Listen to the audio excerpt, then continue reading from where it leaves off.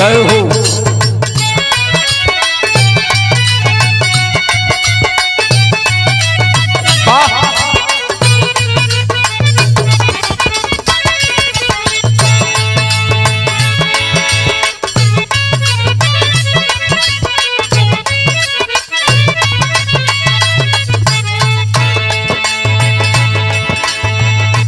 बड़ी तगड़ेल गीत लगावत हुआ बाबू। सुलेमा के गीत है मास्टर। अब चूंकि सब गीत गावे जानित नहीं, लेकिन अब लगा जाला तो एक लाइन सुन ला। बेटा भी क्या होती है पूछो मेरे दिल से, बेटा भी क्या होती है पूछो मेरे दिल से, बेटा भी क्या होती है पूछो मेरे दिल से। तन्हा तन्हा लौटा हूँ मैं तेरी महफिल से, तन्हा लौटा हूँ मैं तेरी महफिल से, तन्हा जय हो। मैं तेरी महफिल से। मर ना जाऊं कहीं होके तुमसे जुदा, नजर के सामने जिगर नजर के सामने जिगर के पास, नजर के जिगर के पास, नजर के सामने जिगर के पास।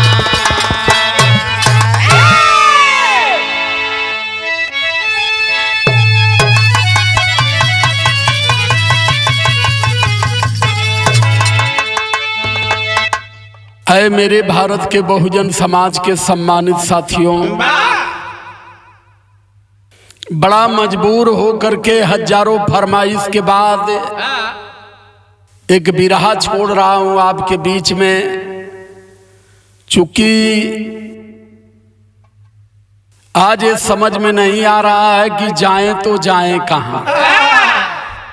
कहा गया है किसके ऊपर भरोसा करें, कौन अपना है कौन पराया है। आज यहां मानवता खतरे में है। सत्ता की मलाई चाटने वाले समाज से दूर हो गए। उनको सत्ता की आवश्यकता है, समाज चूल्हे भाड़ में जा। जो समाज के लिए लड़ रहा है उसके बहुत सारे ऐसे विरोधी हैं जिसके लिए वो स्वयं लड़ रहा है।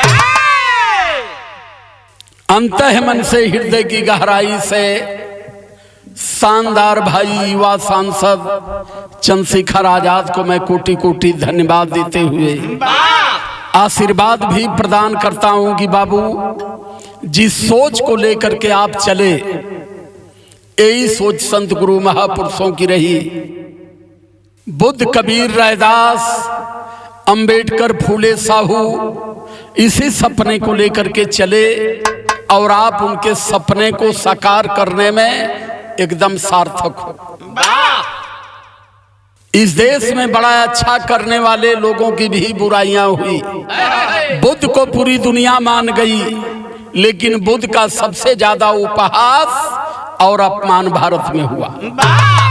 बुद्ध को China, Japan, France, America, Italy, Singapore अपना भगवान बना लिया, लेकिन भारत के लोग अब तक बुद्ध को नहीं समझ पाए, क्योंकि भारत के लोगों को बुद्ध को समझने नहीं दिया गया। क्योंकि भारत को लोग अगर बुद्ध को समझ गए तो बुद्धिमान हो जाएंगे, और जब बुद्धिमान हो जाएंगे तो सीधे पार्लियामेंट पर कब्जा कर लेंगे। इसलिए भारत के लोगों को बुद्ध की तरफ न जाने दे, उनको बुद्धू बना करके रखो। आज की स्थिति जो देश की चल रही है, चलता हूं मैं जंतर मंतर पर, आज हजारों युवा इस बारिश में भीग रहे हैं, धूप में जल रहे हैं। क्यों? क्या प्रोटेस्ट है उनका? आंदोलन किस बात का है? शिक्षा का। बाबा साहब अंबेडकर जिन्होंने भारतीय कॉन्स्टिट्यूशन दिया, उन्होंने कहा शिक्षा वो चाबी है जिससे सत्ता अर्जित किया जा सकता है। अगर शिक्षा से दूर हो गए तो निश्चित रूप से कभी आप अपना हक हकूक, सम्मान, स्वाभिमान बचा नहीं पाएंगे। वर्तमान सरकार लाखों स्कूल बंद करवा दिया। उत्तर प्रदेश की गवर्नमेंट 27,000 विद्यालय बंद करा के 27,380 मधुशाला नया खुलवा दिया। तो मैं इस सरकार को भी धन्यवाद दे रहा हूं, क्योंकि हमारे बहुजन समाज के लोग बड़े करारे इसी पर टूट रहे हैं। सरकार ने बहुजन समाज के मजदूरों का, बुजुर्गों का सम्मान किया। ये समाज शिक्षा की तरफ कम, विद्यालय की तरफ कम, मधुशाला की तरफ ज्यादा अग्रसरित है। तो चलल जाए 4 लाइन बिरहा में भूमिका बाबू बाबा।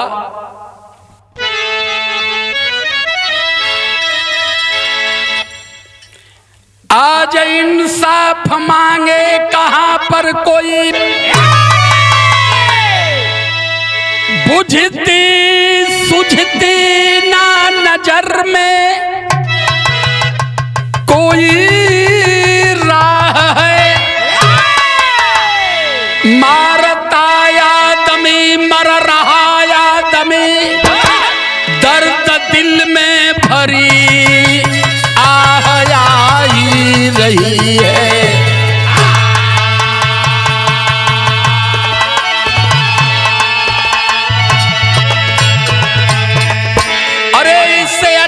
तो अंग्रेजी शासन रहा, न्याय मिलता था मांगने पर जहां पर सही।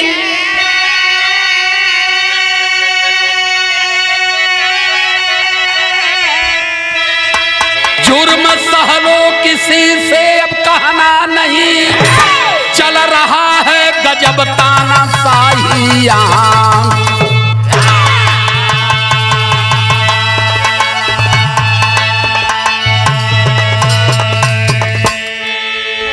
जितना बड़ा दमन आज भारत के मूल निवासी बहुजनों के साथ भारतीय जनता पार्टी की सरकार कर रही है, कभी अंग्रेजों, मुगलों और औरंगजेबों ने इतना बड़ी तानाशाही और इतना बड़ा दमन नहीं किया। ये कौन से लोग हैं कि जो अपने आप को भारतीय कहते हुए भारत को हिंदू राष्ट्र बनाने की पहल कर रहे हैं, भारत के संविधान की कसम खा करके जाते हैं, लेकिन संविधान बदलने की बात कर रहे हैं। ऐसे लोगों को पहचानने की जरूरत है। अब नहीं समझ पाए तो फिर कभी नहीं समझ पाओगे। खोल करके बात बता रहा हूं, यही एक ठे नमूना है भैया।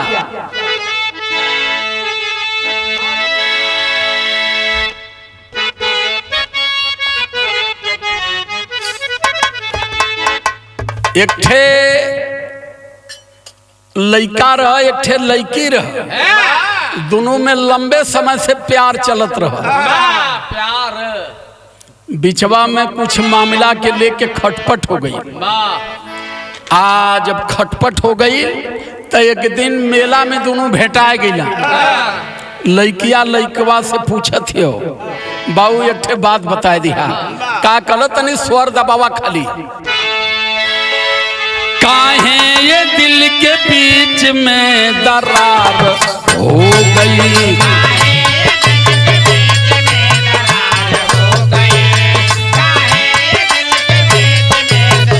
जय हो।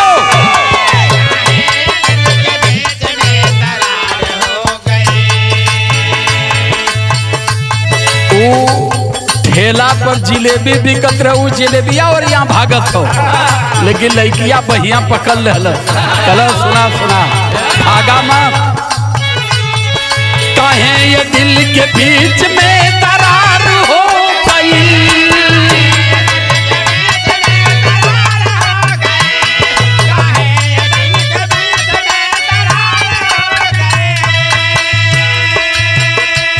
क्या भूल हमसे आज ये सरकार हो गई, क्या भूल हमसे आज ये, जय हो।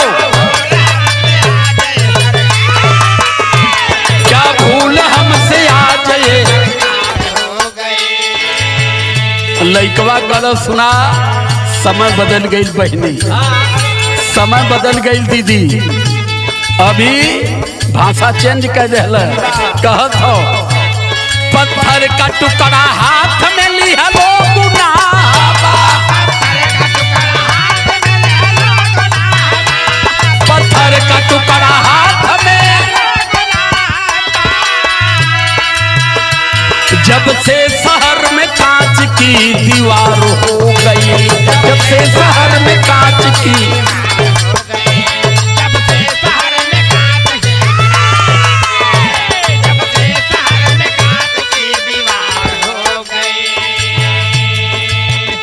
आज बहुजनों की स्थिति क्या है, भारत के मूल निवासियों की स्थिति क्या है, जिसके लिए बाबा साहब अम्बेडकर संत गुरु महापुरुषों ने संदेश दिया। बाबा साहब अम्बेडकर ने संविधान लिखा, समानतावादी संविधान लिखा कि भारत में अब कोई ऊंचा नीचा, छोटा बड़ा, छूता छूत नहीं है।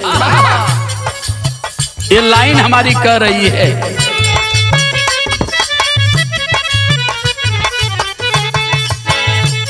बहुजन समाज कर रहा फरियाद वतन में, कर रहा फरियाद वतन,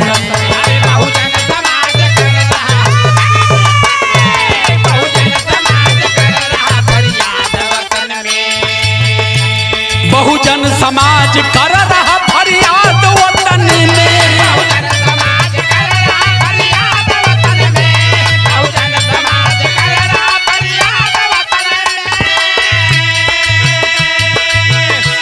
अधिकारी कर रहे हैं जातिवाद वतन में, अधिकारी कर रहे हैं जातिवाद,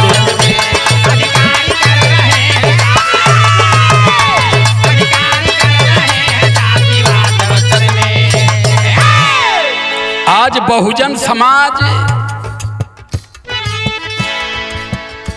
फरियाद कर रहा है, किसके लिए? समानता के लिए, बंधुत्व के लिए, भाईचारा, नैतिकता और प्रेम के लिए। लेकिन अधिकारी जातिवाद पर उतारू हैं। किस जात का व्यक्ति है, अगर कसूर नहीं किया है तो इसे कसूरवार साबित करके 20 लाठी मारो। बस सिर्फ मुसलमान चमारे याद होना चाहिए। ये स्थिति बनी अधिकारियों की, इसलिए लाइन हमारी कह रही है, शायर की लाइन है। वाह,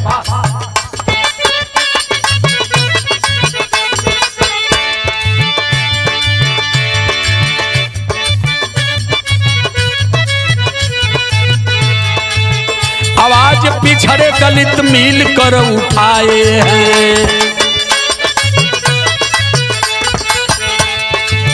भरत तिवारी हत्या को गलत बताए हैं। आज इस देश में SC ST OBC माइनॉरिटी समाज के लोग मिल करके कुशासन के खिलाफ आवाज कर रहे हैं। बिहार में भरत तिवारी नाम के एक लड़के की हत्या कर दी गई, मुठभेड़ दिखा करके इनकाउंटर किया गया। इस देश का SC ST OBC माइनॉरिटी समाज के सारे लोग खड़े हुए। हमने भी 2-3 गीत भेजा कि उस लड़के के साथ गलत हुआ, लेकिन आए मेरे भारत के मानव समाज के लोगों, जो जातियों में बटे हो, जातियों के अहंकार पर अगर किसी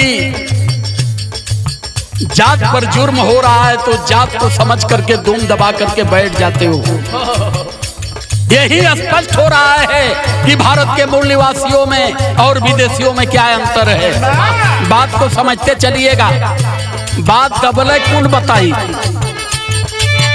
आवाज पिछड़े ओ दलित जब उठाते हैं,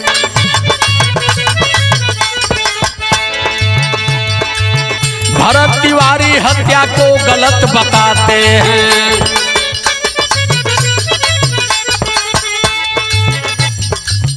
मगर जब जुर्म क्यों हमारे संग में होता है,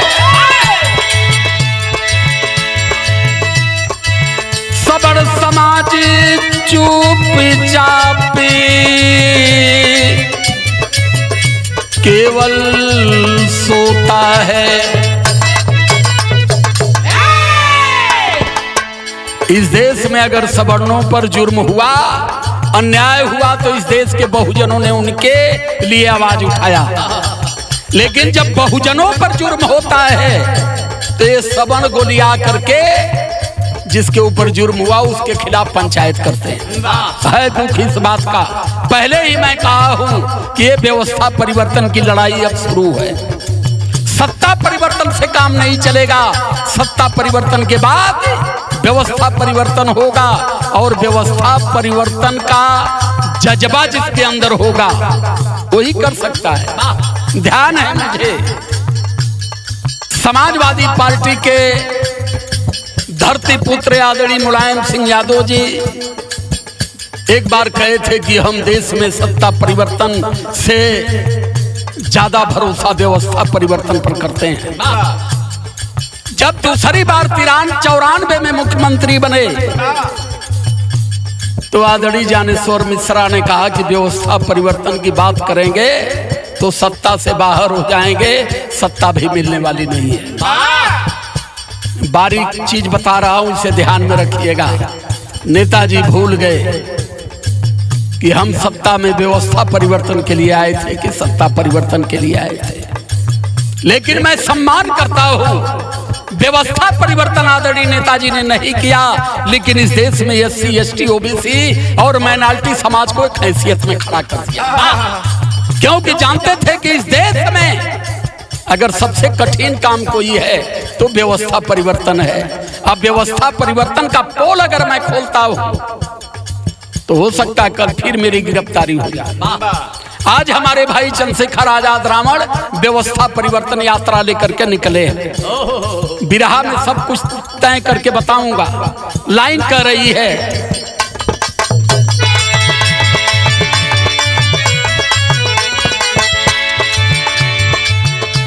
अधिकारी सरेआम जातवाद कर रहे,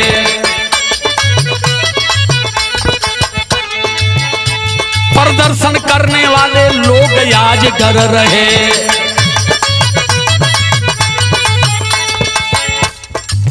प्रांत उत्तर प्रदेश मेरठ की,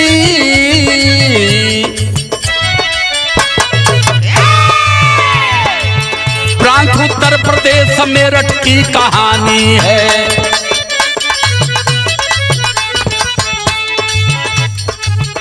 IPS साहब जी की कैसी ये मनमानी है।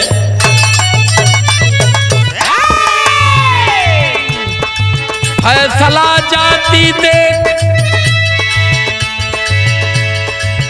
फैसला जाति देख कर जो किया जाएगा, बचेगा कैसे लोकतंत्र को भुलाएगा।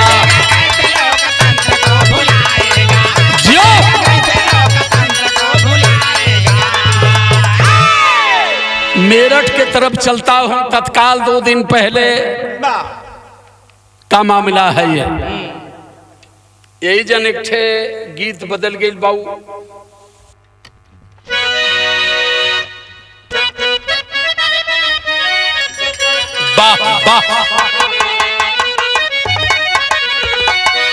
वाह रे मेरे परमात्मा, बनाए आप पूरी दुनिया को, लेकिन पैदा हो गए भारत में। जिस धरती पर आप पैदा हो गए वहां इंसान हैवान क्यों हो रहा है? ये परमात्मा आपसे सवाल जा रहा है मेरा। गीत कर रही है कि तूने अजब रखा भगवान, कि तूने अजब रचा भगवान, खिलौना माटी का।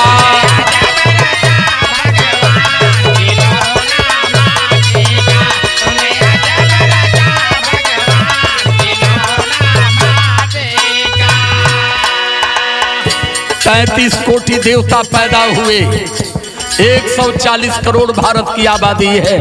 सवाल सबसे मेरा है, देवताओं से भी है, और इस देश में धर्मा गुरुओं से भी है, और देश में जाति बनाने वालों से भी है। पूछ रहा हूँ, कमेंट करके जवाब दे देना अगर हैसियत होगी तो। चली ललिता हो तैयार,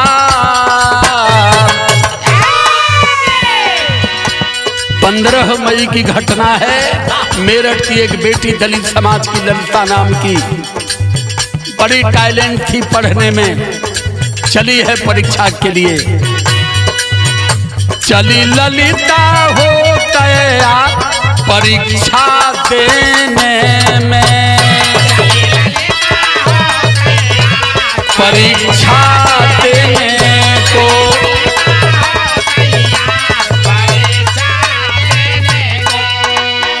15 तारीख मई महीना,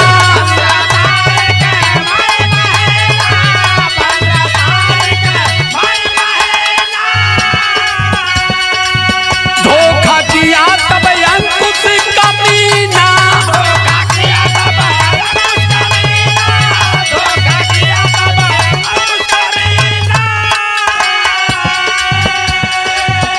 दिया मौत के घाट उतार परीक्षा देने को, उतार परीक्षा।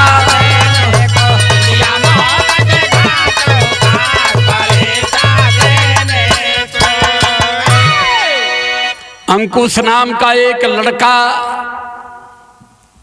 बहला फुसला करके मौत के घाट उतार दिया उसे। शाम हो गई, बेटी नहीं लौटी, परिवार के लोग परेशान हैं। और जब परिवार के लोग परेशान हुए तो यही जन गीत बदलल। कौन गीत हो?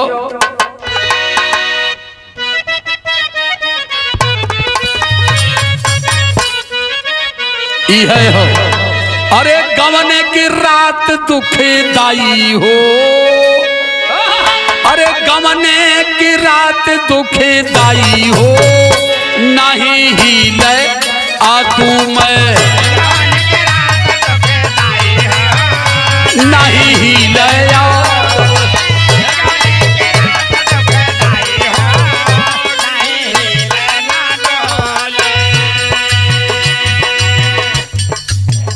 अब लाइन कहाँ जा रही है थोड़ा ध्यान दीजिए। दतिया का हाल सुना भाई हो, मेरठ में ललिता की हत्या की गई। अब आपको ले चलता हूं मध्य प्रदेश दतिया में। वहां क्या हुआ? अरे दतिया का हाल सुना भाई हो, ले बाई अंगुरी दबाई,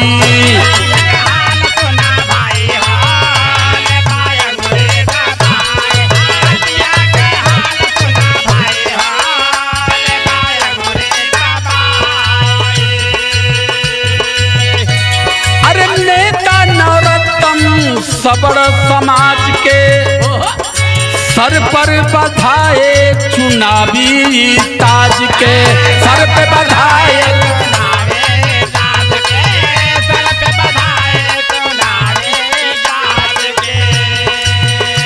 अरे टिकट कटत गईल घुसी आई हो, अरे टिकट कटत गईल घुसी आई हो, ले बाई अंगुरी दबाई,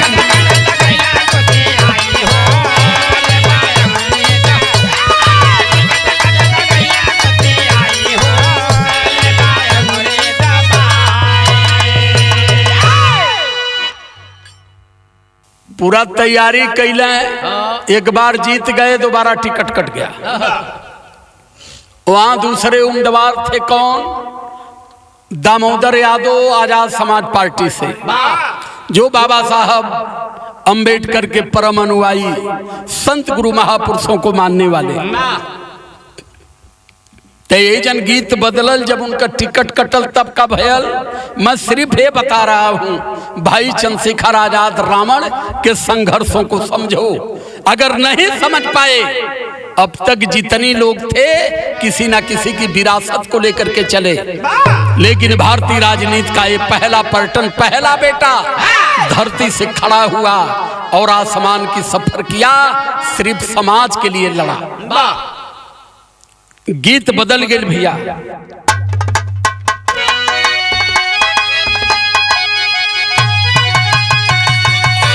अरे पिया परदेसवा जेठाना नहीं हरवा, भसुरा सुतिल मुचनती, हम बिकाई गईली एक बीरा पान पे। बड़ी बड़ी समस्या, जहर जाए ससुर हर समस्या। आई गाना सुना।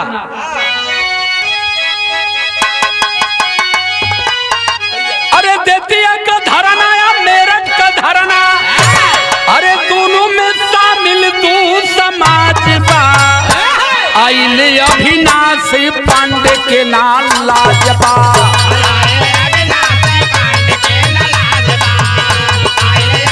जो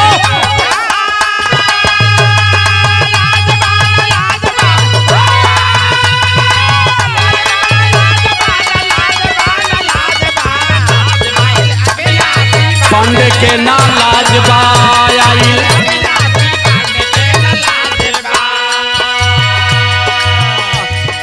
बाबू पीसीएस हो, मैं सम्मान करता हूं उन माता पिता का जिन्होंने कैसे तुम्हें पीसीएस बना दिया। पीसीएस जब बने तो संविधान की कसम लिए। एक धरना देतिया में चला, उस धरना में भी भाई चंद्रशेखर आजाद रावण गए, दामोदर यादव की अनुयायी में वो धरना चला।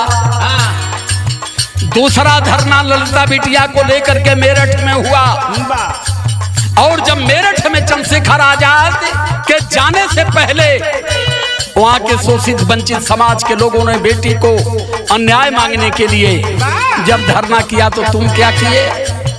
बता रहे हो कि यहाँ सब अपराधी थे। बदनाम करते हो तुम लोग कि ये आरक्षण से आते हैं। तुम तो विद्वान हो, और विद्वान हो करके केवल जातियों की नशा में जो शब्द प्रयोग किए हो कि ये साले चमार सड़क गंदी कर दिए। मैं पूछना चाहता हूं कि सड़क क्या तुम्हारे बाप ने बनवाया था? प्रोटेस्ट जो लोग कर रहे थे संविधान के आर्टिकल 21 के तहत, बाबा साहब अम्बेडकर ने लिखा है एक कॉन्स्टिट्यूशनल अधिकार है, कोई भी व्यक्ति को अगर न्याय न मिले तो अन्याय के खिलाफ वो प्रोटेस्ट कर सकता है।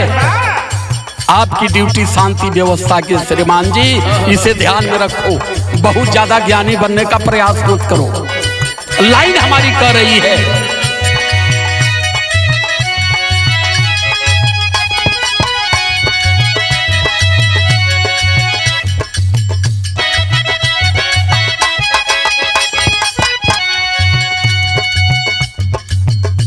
अरे टिकट कटल कैले सबन रोड जाम हो,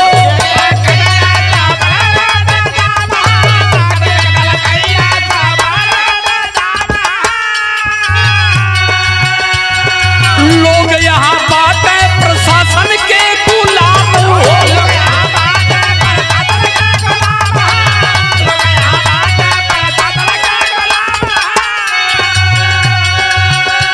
अरे जाम गई मुंह में अधिकारी के दहिया, मुंह से नया आवाजी बा। आइल अविनाशी पांडे के नाल लाजपा। वहां सवर्ण आंदोलन कर रहे थे, कोई नहीं गया रोकने। जब मेरठ में दलित पहुंचे, कहां से पावर मिल गया तुम्हें? घबराओ मत, हो रही है दवा। इस देश में मुगल गए, औरंगजेब गए, अंग्रेज गए, सारे आए चले गए, तुम लोग भी जाओगे। लेकिन जिस दिन तुम्हारे बाप दादा कुर्सी छोड़ेंगे उस दिन हिसाब होगा, तब जवाब देना तुम। गीत बदल गए भैया। गीत हो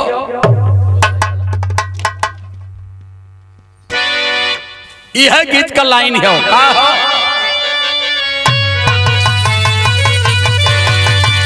अरे बुढ़वा मलाई खाला बुढ़िया पियल लपसी, बुढ़वा मलाई खाला केहू से काम ना पतोहिया पहिरा में कसी, केहू से काम ना पतोहिया पहिरा में कसी, बुढ़वा मलाई खाला बुढ़िया खाले,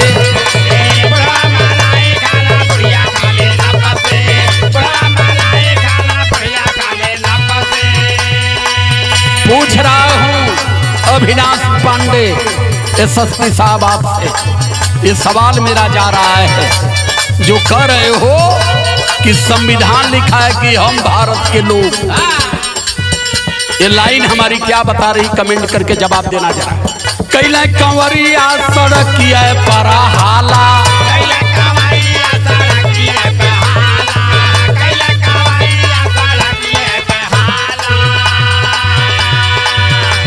अरे मुंह के प्रशासन में लाग गयल ताला, मुंह में प्रशासन के लाग गयल ताला, कैला कंवरिया जब सड़क किया परा हाला,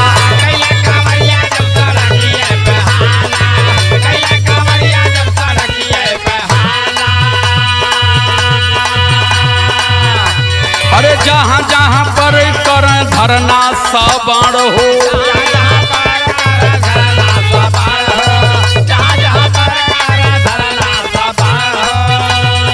वहाँ प्रशासन बोले ना एक ही बाण हो,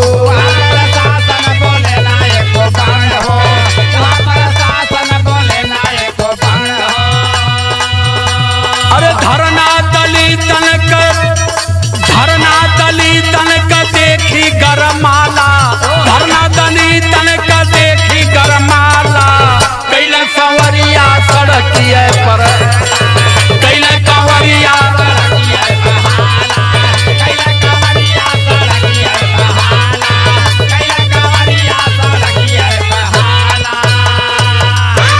जहाँ इनकर बाप दादा रहना वहाँ कानून सही रहे, लेकिन जहाँ SC ST OBC और माइनॉरिटी के लोग जुट गए वहीं इनका बल और पैरुख दूना हो जाता है, और इस सरकार में हुआ है। तो मैं कहना चाहता हूँ अपने खास तौर से भारत के 85 मूल्यवासी बहुजनों से इस चीज को जानो और इनको मानो, क्योंकि आपके ही समाज के कुछ दलाल दल्ले उनकी तलुआ चाट रहे हैं और आपको ले जाकर के उनके बीच में बेच करके वो तो मलाई चाट रहे हैं और आपको लात खिलवा रहे हैं। ऐसे निष्कामों से जो हमारे समाज में हैं, ऐसे लोगों से भी बचने की जरूरत है।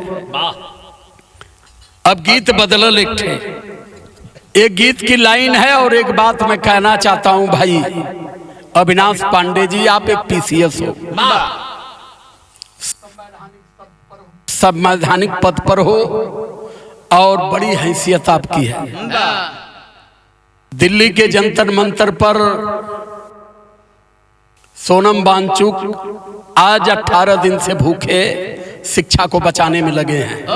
है हैसियत तुम्हारे पास तो जाओ जरा उस आंदोलन में शामिल हो जाओ और बताओ कि इस देश के गरीबों के साथ और देश के शिक्षा सम्मान के साथ गलत हो रहा है। सुनो ये बात मेरी कह रही क्या है।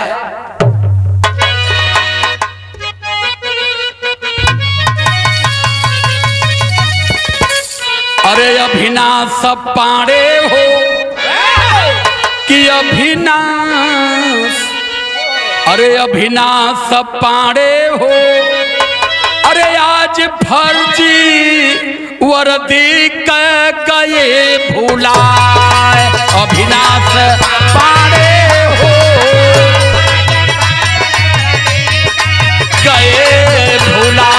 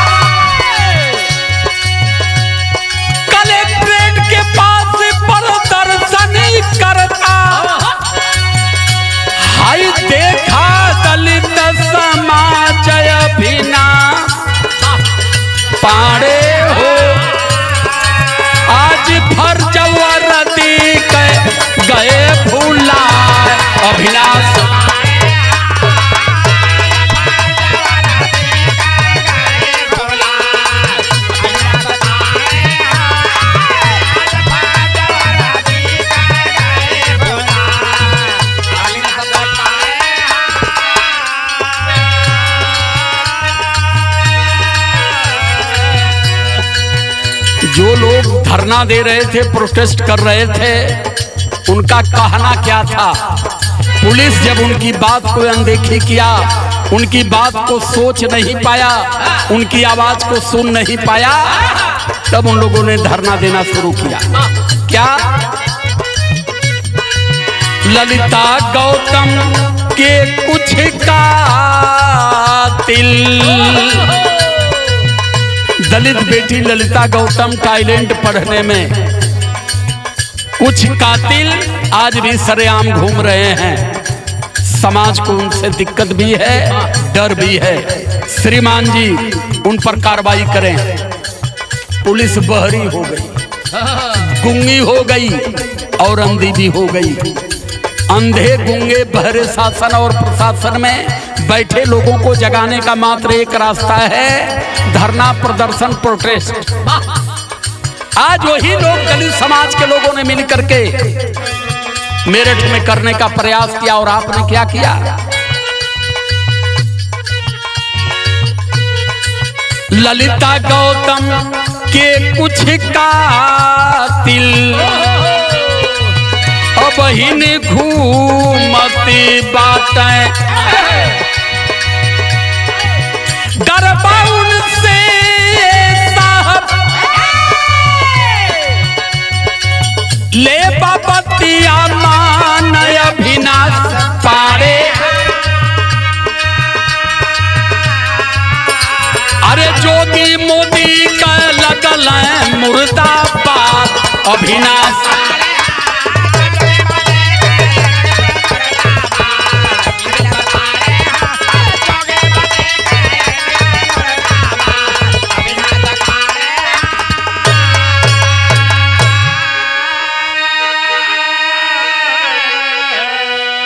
माननीय मोदी जी, माननीय आदित्यनाथ योगी जी, ऐसे अधिकारी आपकी सरकार की छवि भी बिगाड़ रहे हैं और ऐसे अधिकारियों पर अंकुश लगाइए। और अंकुश अगर आप नहीं लगा सकते हैं तो बहुजन समाज और भारत का मूल निवासी 3 दिन में इन्हें ठंडा कर देगा। लेकिन ये संविधान मानने वाले लोग कानून को हाथ में लेना नहीं चाहते हैं, जिसका वो नाजायज फायदा उठा रहे हैं।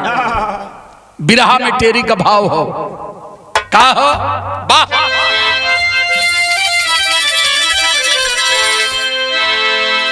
अरे बेदर्दी वर्दी वाले हो गए, दिल में जात पात का लेकर करने मर्जी, लेकर दिल में जाति पाति करने लगे मनमर्जी। बेदर्दी वर्दी वाले हो गए। वर्दी मिली है समाज के सम्मान के लिए और समाज की रक्षा के लिए, समाज को डराने के लिए नहीं। संविधान की कसम लेकर के जाते हो लेकिन काम संविधान के अगेंस्ट करते हो। अब समय बदल गई है बाबू, सुधार लाओ अपने में। बिरहा में के माध्यम से समझा रहा हूं। पहपट का लाइन है का,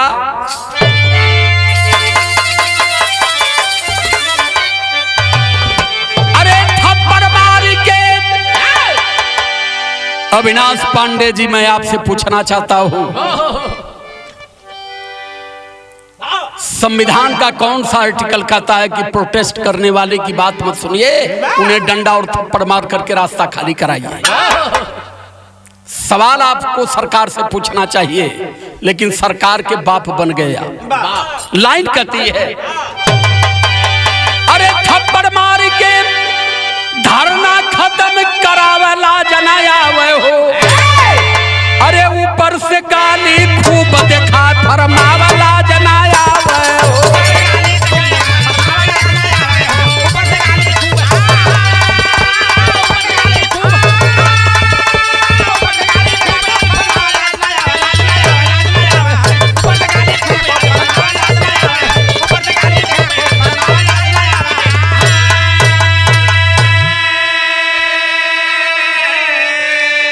बेटी के हत्या का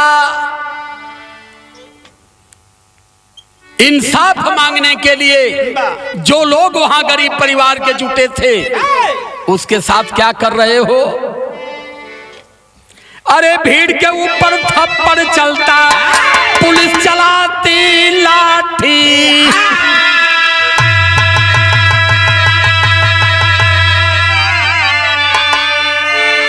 अरे भीड़ के ऊपर थप्पड़ चलता, पुलिस चलाती डंडा।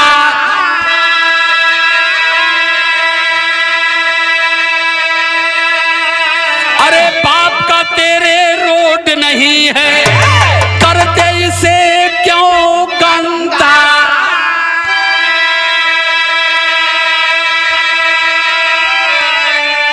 अरे कुछ लोगों को डिटेन कर बैठावे, लाज ना आवे हो। अरे रवि गौतम के गेट खोल धमकावे, लाज ना आवे हो।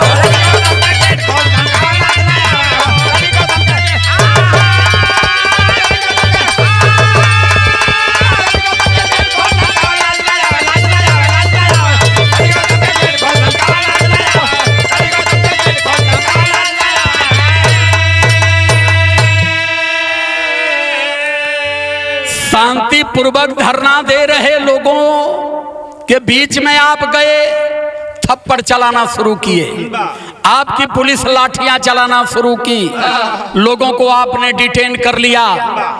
आपकी गाड़ी में बैठे लड़के को आप गेट खोल करके थप्पड़ थप्पड़ मार रहे हो और कह रहे हो कि ये रोड तेरे बाप का नहीं है, रोड को गंदा कर दिए। तो अविनाश पांडे जरा ये भी बता दो बाबू कि रोड किसके बाप का है? आपके बाप का है कि माननीय प्रधानमंत्री जी के पिता का है? किसके बाप का है वो रोड? इन गरीब, मजदूर, किसान, हक वंचित समाज के टैक्स के पैसे से रोड बना है। अगर ये उनके बाप का रोड नहीं है तो तुम्हारे बाप का भी रोड नहीं है। इसे भी ध्यान में रख लो। आल्हा का लाइन हो।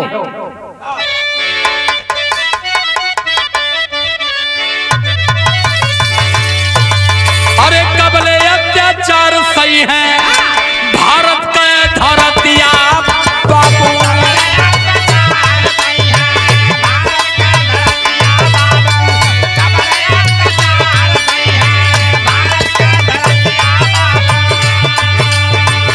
दलित समाज कबले सहिया पामा।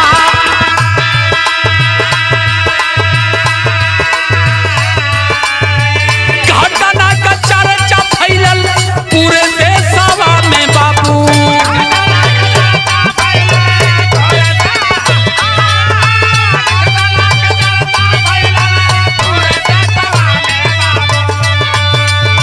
नेता चंद्रशेखर जब गैल समय पा उनहु के रोकल चाहे देखा बेईमानवा बाबू।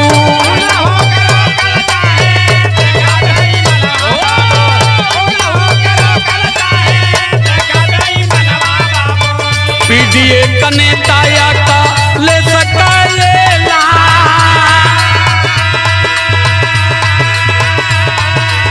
हर जगह से आवे लगली एक ही अवजिया बाबू।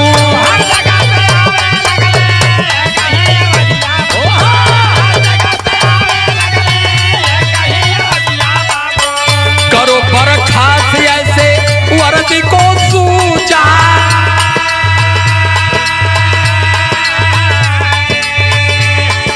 भाई चंद्रशेखर आजाद रामाड़े उत्तराखंड में एक दलित को कील चुभो चुभो कर मार दिया गया। उस परिवार से मिलने गए, पता चला मेरठ के लिए चले, टोल पर रोक दिया गया। लेकिन आदरणीय पीडीए नेता समाजवादी पार्टी के राष्ट्रीय अध्यक्ष आदरणीय अखिलेश यादव जी कह रहे हैं कि ये सब बेलगाम हो गए, इन्हें भी बर्खास्त कर देना चाहिए।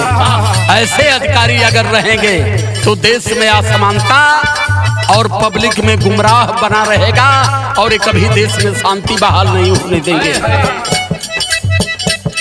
लेकिन उन्हान कहता डीएनए हक विरोध करत मैं दुख होत हो ये बात पर। अपने लोग कहत हुआ कि खाली घूम घूम घरियाली आंसू बहाओ। कह जला का कहीं के करा से कहीं सब में भरल खीस बा, जेकरी पर विश्वास कैली वह 420 बा।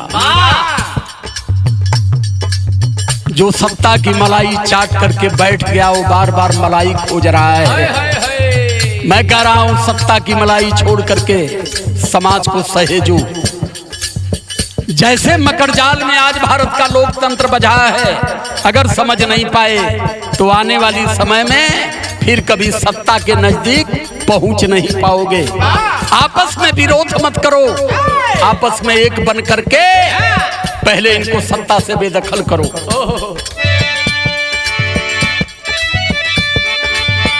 अगवा कबतिया सुना हो मनाला,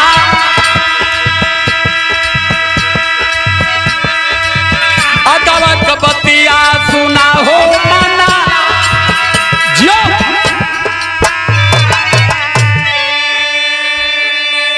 आखिरी लाइन हो, आखिरी लाइन में संकेत है।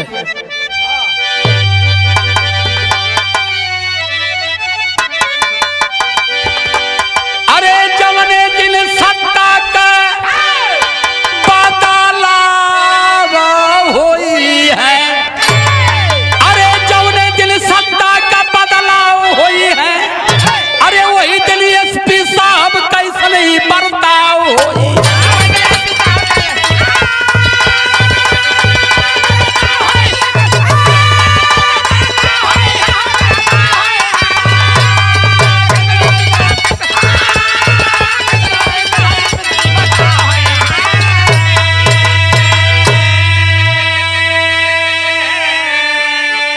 तुम लोगन का बाबू हरदम सत्ता में ना रही हैं, कबो हमानो कयाई। इस संविधान हो अगर ध्यान में होई कि यही लगले हो के हटाए दी हल जाई तो 7 जन्म में कुछ ना कपैबा लोग।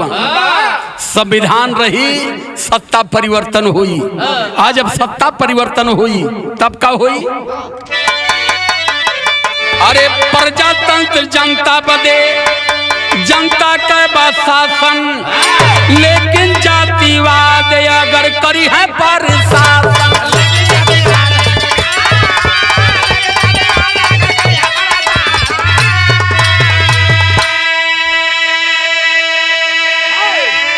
अगर सुधार ना लिए लोगन तक का होई जानत हवा? अरे कौनो दिन नेपाल जैसन टकराव होई है, वही दिन एसपी साहब कैसन तुम्हारा हाल होई।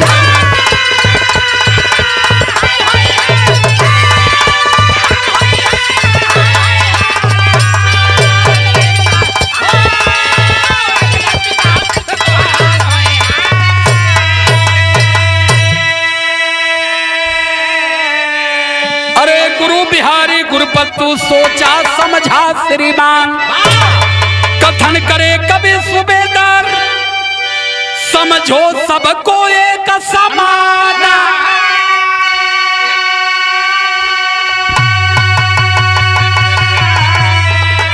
अरे बेदर्दी वर्दी वाले हो गए कि या दो राजकुमार हैं भारत के हम दर्दी, बेदर्दी वर्दी वाले हो गए हम दर्दी हो।